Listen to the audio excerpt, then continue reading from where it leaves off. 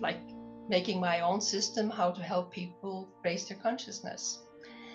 And to raise your consciousness, you need to take away what is holding you back.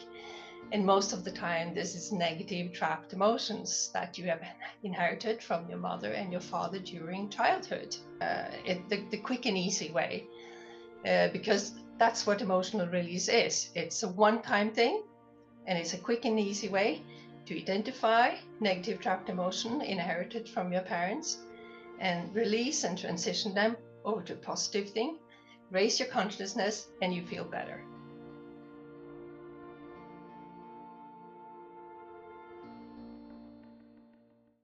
So kia ora, good morning, good afternoon and evening.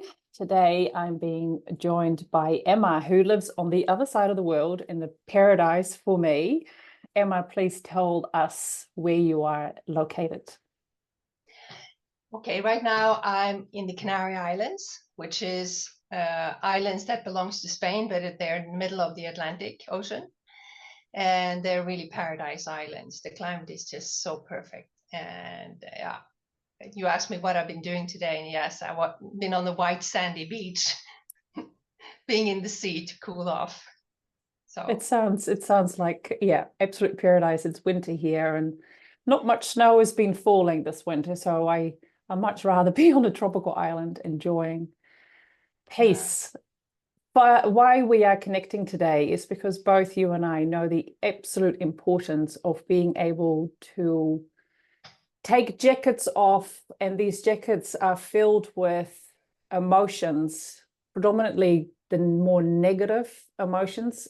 I believe that every emotion has its purpose, but we both believe that if we're able to take those off, then we really get that feeling of being able to sit up straight, meet life with a smile on our face. So please share the beautiful technique that you have developed over the years and how it came about. Yes, absolutely. About 10, 15 years ago, I stopped working in business. I worked for IBM in the computer, and I worked with banks basically. And the banking business was exciting for a while, but then not so. So I met a new man in my life, and we decided to do something else. So we traveled a lot around. I just quit my job, and we packed our small bag and just traveled around in Europe to see if we could find a place that would absolutely fascinate us. And as it got colder, we went further south and south and south, and then we ended up here. And it turned out that this island was his secret place where he could go and relax. Nobody knew about this. And I just loved it. It's a very quiet place, very calm energies. There's been no wars, no conflicts, no nothing. It's like one of the forgotten islands. And either you love it or you hate it. So we ended up here. And we rented the place in the beginning to see if it was doable to live here, because it's a little bit Africa, like access to internet, no, not so much. Mobile phones didn't work. We had to be on the roof terrace with our phones trying to get connected. So it was a bit difficult in the beginning, but now it's getting better and better. So we ended up. The plan was to build a health center, like holistic health center, but it was too early. So we registered a nonprofit organization so that we could help people who were given up by hospitals, depressed people who didn't know what to do, and so on. And we formed a group with doctors, nurses, osteopaths, and we started doing small things like under the radar of the governments and things like that, because it was kind of the problem here in Spain is that it's not so regulated by law, but if you do something, you can go to jail if you do the wrong thing. Yeah, so it's good and bad. And I was very fascinated by emotions and the mental side. And because I had all day off, I could start reading and I couldn't stop reading. And I ended up finding David R. Hawkins. And one of my really favorite books was The Power versus Force and The Map of Consciousness. Yeah. So I read all that and started to understand, started like making my own system, how to help people raise their consciousness. And to raise your consciousness, you need to take away what is holding you back. And most of the time, this is negative trapped emotions that you have inherited from your mother and your father during childhood. So, and it started with a friend who had cancer. She was recovering and she knew what to do. Her cancer was in remission. And she said over and over again, it's like I have lead in my legs. I know what to do, but I don't have the energy to do it. I don't know how to do it on my own. As long as she was here, getting the help and being pushed in the right direction, it was okay. But on her own, she couldn't do it. And then I had read from Hawkins' book that you have to remove what is holding you back. And he suggested that we use arm testing, kinesiology, or muscle testing. And so we started testing, and she started opening up about her childhood. And she had a horrible childhood, and we had no idea because she kept it like hidden from us. And she had an older sister that was her mother's favorite. Her father was not present at all. She felt she didn't belong anywhere. She wasn't worth anything. She never had any. Yeah, she was just very lost. And now that she was in an environment where people liked to be with her, supported her, talked normally to her, it's an environment that she didn't knew how to handle things. So she was uncomfortable all the time. But she didn't want to go back to her old environment. So when we started identifying all these negative trapped emotion, we made lists. We made long lists of different negative trapped emotions, and we ended up with a list of 44 different negative trapped emotions, and we linked them to which organ, which element, and things like that, so we could go deeper in to a negative trapped emotion if we needed to. And then we was wondering how to release the negative trapped emotion. And we found loads of information from Hawkins. The power of prayer was one of the things. So we wrote a special prayer that we say in the beginning to help find these negative trapped emotions. And we use gratitude. We say, if we find a negative trapped emotion inherited from the mother and the father, we say, thank you for this negative trapped emotion and thank you for the experience.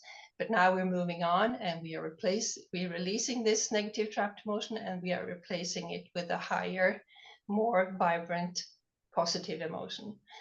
So, because Hawkins says that two different emotions cannot be in the same place, so you have to transition them over to it. And he even says that a negative trapped emotion can be a program between your left and your right brain. Yeah.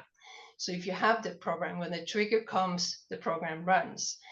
And if you want to get rid of this program, you have to build a new program and then trust this new program, and then the old one disappears. So the visualization is what we're trying to do. And in the beginning, we used a lot of tapping, like EFT, emotional freedom technique.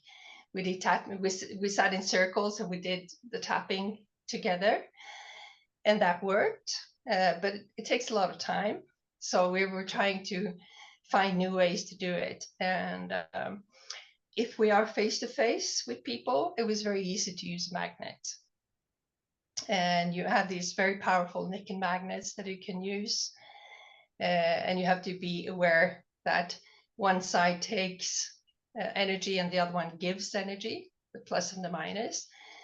So we did that, and people slept with magnets under the pillow for a while.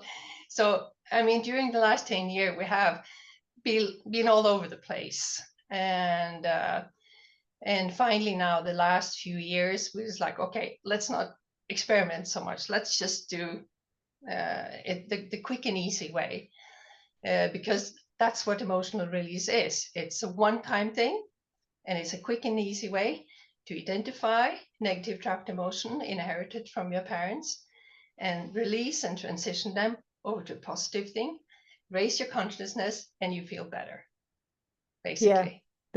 yeah, exactly. Yeah. That feeling better, and as I mentioned earlier, it's taking off that jacket.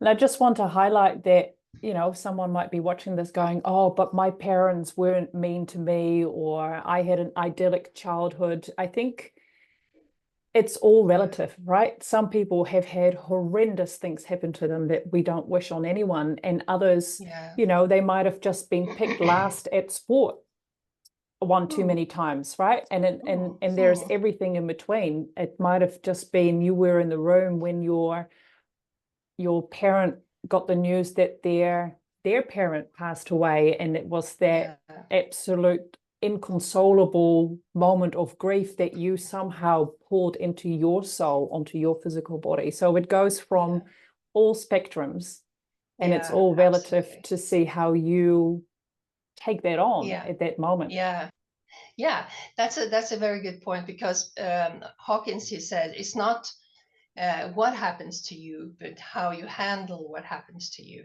how you react, and how you digest what happened. Because he says, like, a divorce can be a blessing for one person, but a catastrophe for another person. So you cannot say that a divorce is a terrible thing, because the person who is in the middle of a divorce, he can handle it. Said, okay, it might be for the better. It might give new opportunities. You can be positive, or you can be completely negative. You can become an offer, and ruin your life. It's your choice. And the fact that we have a choice it's super important to tell people, because a lot of people don't really know. Yeah. So I think what you said before of how we choose to handle it exactly is, and I think that is, as a parent, it is making your children resilient, and it's that whole, we've stepped away from you have to be the winner and be the best at school to, or you just need to participate. But I think it is somewhere in between. I believe that we still need to strive to be the best person that we can, and collaborating rather than competing for that. But if we come together and strive to be better, the world will be much better. Yeah, absolutely. I mean, I have an older sister, a sister that is 1 year and 3 months older than me, and we grew up in the same environment, same mother, father, same friends. We moved to a new neighborhood, we went to the same school, and we are like night and day. And it's so good to have an example like that, because she was afraid of almost everything, and I was not afraid of anything. So we're like polar opposite. And when she talks about childhood, it's like, what, was I there? I can't remember that.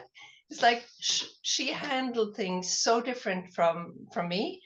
And she said, oh, our parents were not good enough, they didn't take care of us. It's like, what? I got all the freedom I wanted to do whatever I wanted, to develop my skills, to be out in nature, to experiment on things. And I had my freedom. It's like, I wouldn't be the person I am today if I didn't have that freedom.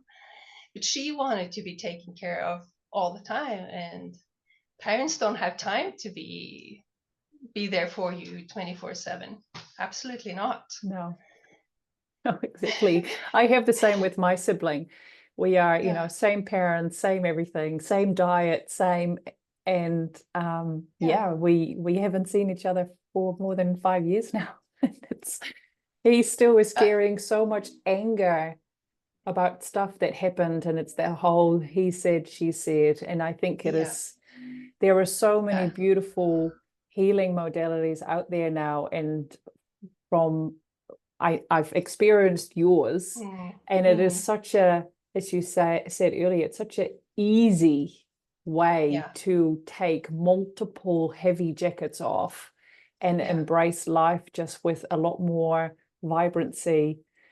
yeah, So how does it work? What do you need? You know, someone's like, oh, I'm carrying this massive backpack. What yeah. can Emma do for me? Well, people are very surprised how easy it is, because they send me emails and said, "Oh, I would love to try this. How does it work? Do I book a session? Do I have to be see face to face, whatever?" And I just send them a short reply. Oh, all you have to do is send me your picture. Take your recent pictures where I can see your eyes, so I can connect with you, and your name and date of birth, so that I can make sure it's you, and send it by email, and I'll do it. So and it sounds too easy. It's like, what can you do with my pictures? Like, you don't know who I am. But I have this method.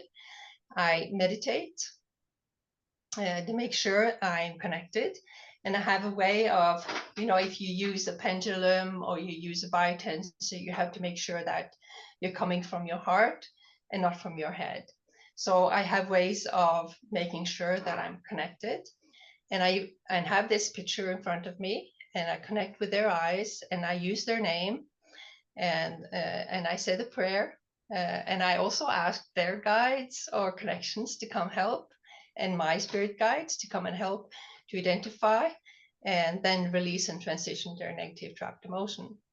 So I sit in the quiet place where there's no distractions.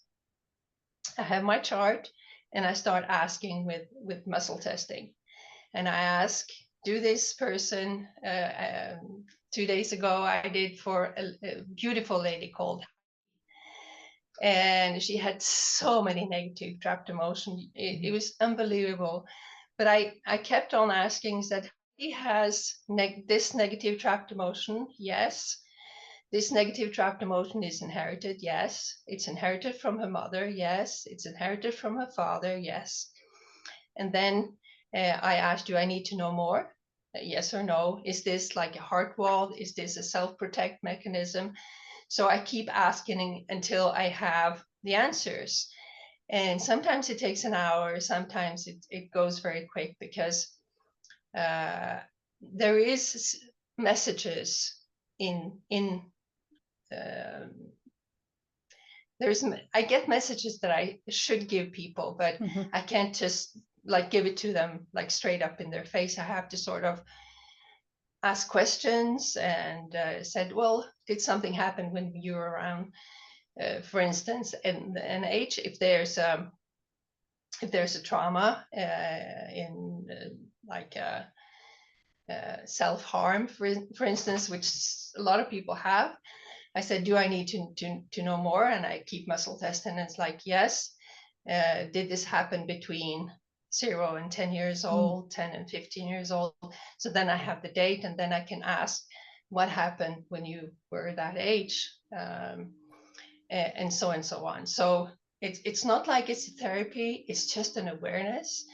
And if I realize that this person has like post-traumatic stress from something, it's a very good way to say, take this package, take this form, go to a therapist and show them what you have found, and start working with it, because that's not my job. My job is just to identify and try to release as much as I can. But I have had people that we released everything, we did everything the same way we always do. The next day, everything comes back. So, and then we know this person needs professional help. Mhm. And we're working with a hypnotist, which is super good. They use these brain waves, they hypnotize back to childhood, go through every event, and most people just release it because it's so deep in them. And then we have past lives, past life trauma. Wow, of course, yes. Can it it's also be from the parents as well? yes, yes, especially like a negative trapped emotion like lack of love is basically most often it's like 2-3 generations back. It can be like 5 generations back, but most of the time it's like back to the Second World War if they're in Europe, and things like you can find out what happened if there was a famine, if there was a war, there was a conflict. Basically comes from there. And it depends on what country you come from. So I can see a difference from this. I do a lot on the Scandinavian countries like Norway, Sweden, and Denmark. And they have different negative trapped emotion than people from the United Kingdom and from Europe. And I have decided not to do Italians anymore because they're so full of conflicts and they have such a temper and they like to argue a lot. So I said, no, if you're Italian, no, go somewhere else. So it's really funny. But Americans, they have a lot of sadness, a lot of fear, things like that. So I can actually see the difference between the culture that people grow up in. And yeah, it's super interesting. Fascinating. So I have quite a few questions, but I'll start with the one where why is it important to know on which organ the emotions are?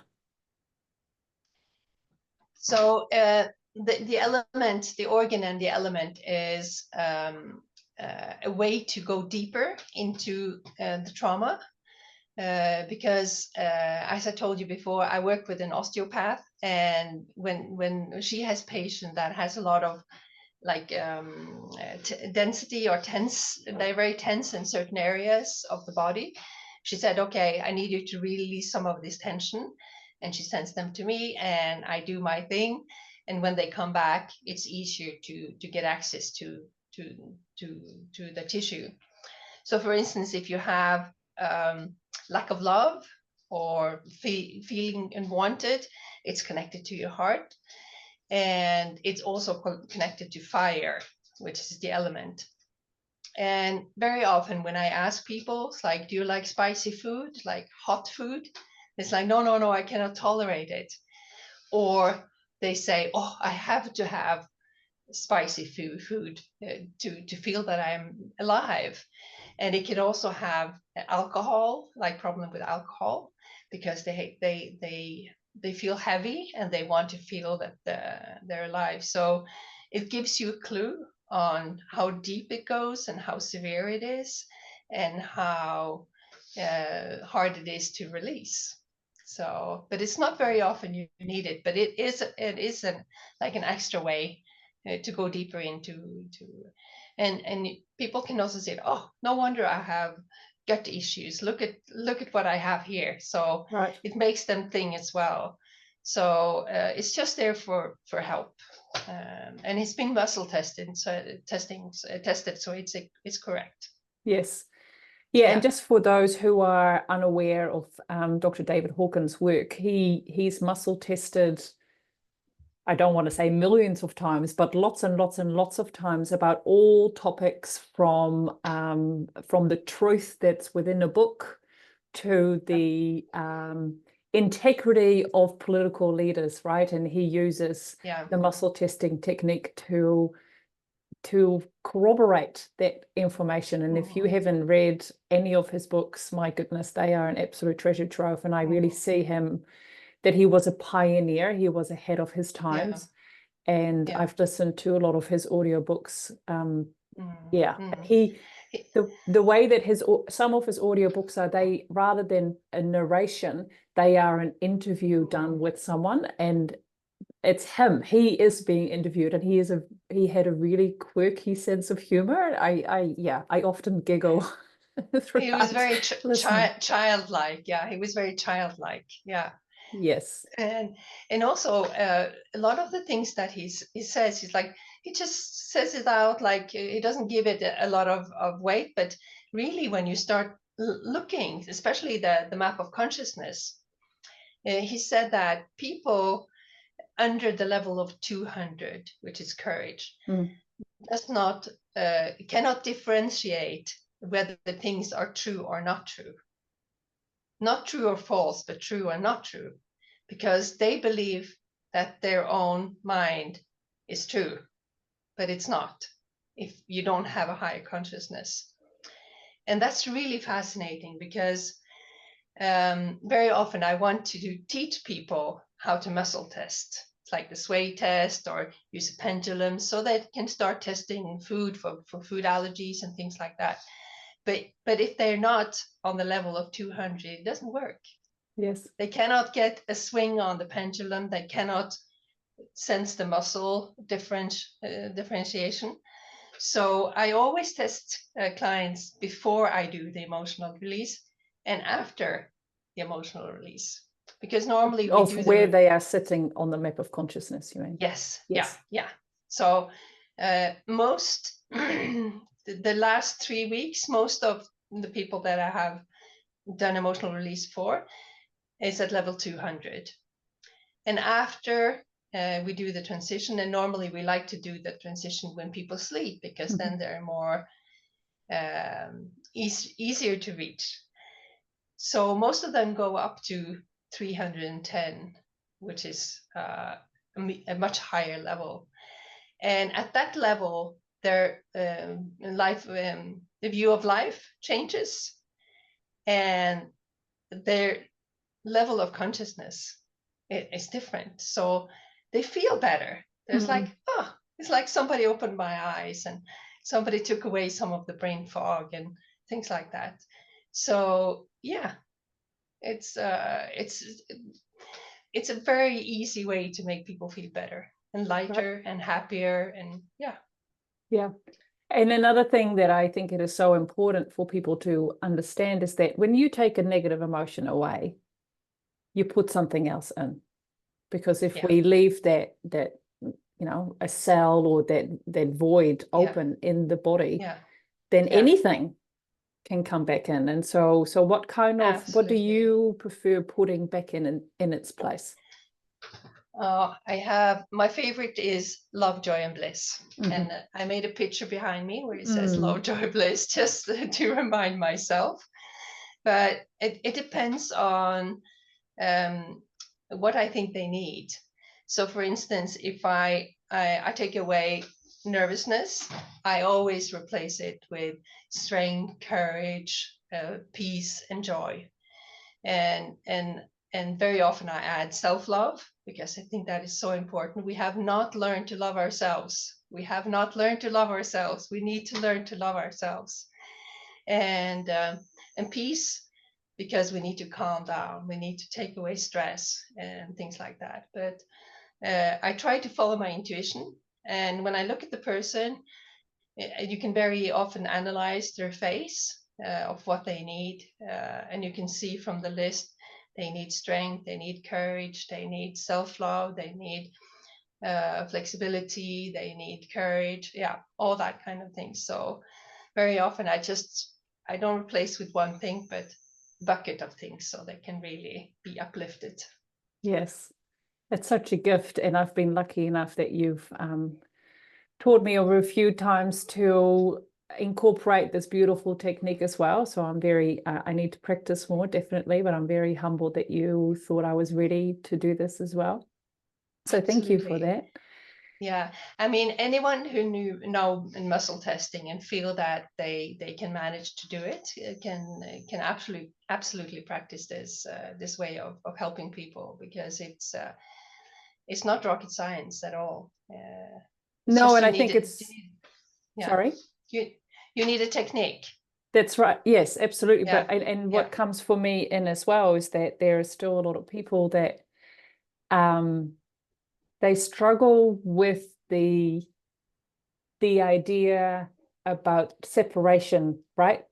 You and I, sure, we are now talking on a video conferencing call, but we are physically very far apart. But time and space, when it comes to energy, doesn't exist. And so it doesn't matter whether you are far away or close together. And I Mm. practice energy healing with different modalities as well. And I've had numerous times that the moment I agree with the person to meet, Mm. even if it's a week out, the healing already starts because we've both given Yes. permission to meet, and then magic happens, which I find Yeah. it's still absolutely fascinating that that's how it works.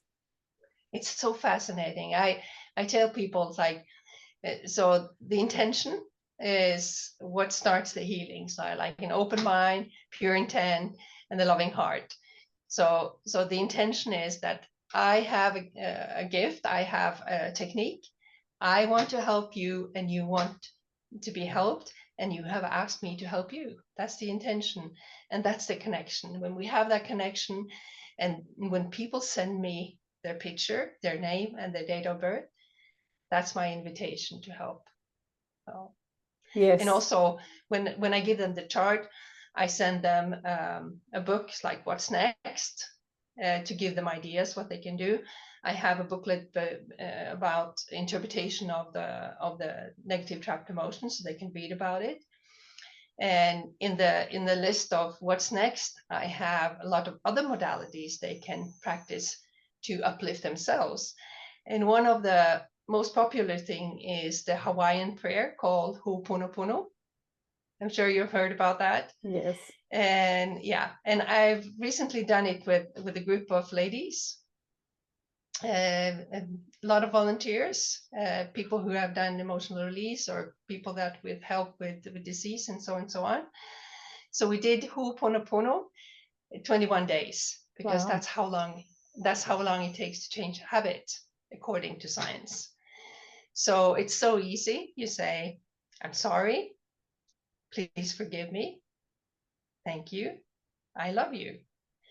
And we repeated it in the morning when we are brushing our teeth or whatever, and then midday and before bed for 21 days. And we talked, we made like a group online, and people shared what came up.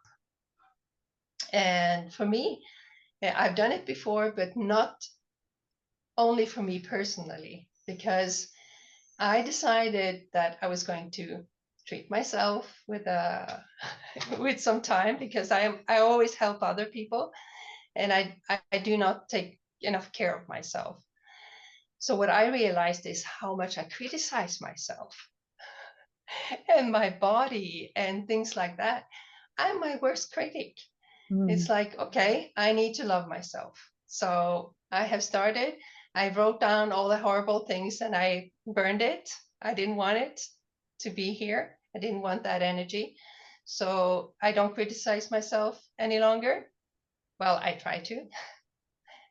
And Yeah, self-forgiveness and judgment has come up a lot for not judging myself, but I've been having a lot of conversations with others about who are we to judge, right? yeah, Not just ourselves, but also others.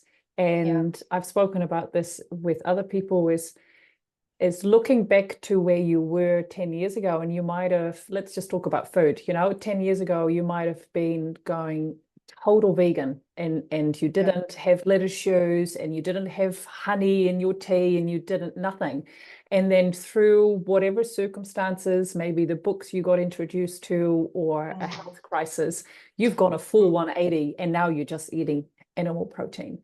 And there could be so much self-loathing for that person you were 10 years ago. I'm like, oh, if I hadn't, and if I should have, and I mm. chastised the people that were eating meat at that time.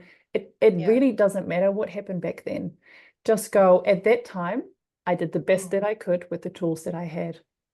yeah, And the book I'm reading right now of life that tells mm, me to eat meat. And maybe in 5 years' time, I'll just eat fruit, or and it's really just going, I'm here right now and I'm doing the best that I can. And if we can apply that to all people, you yeah, mentioned divorce before. If mm, you've lived with a person for 10 years, you could do mm, all the self-loathing after you've left them. mm, They didn't, and they shouldn't, and they blah blah mm. whatever.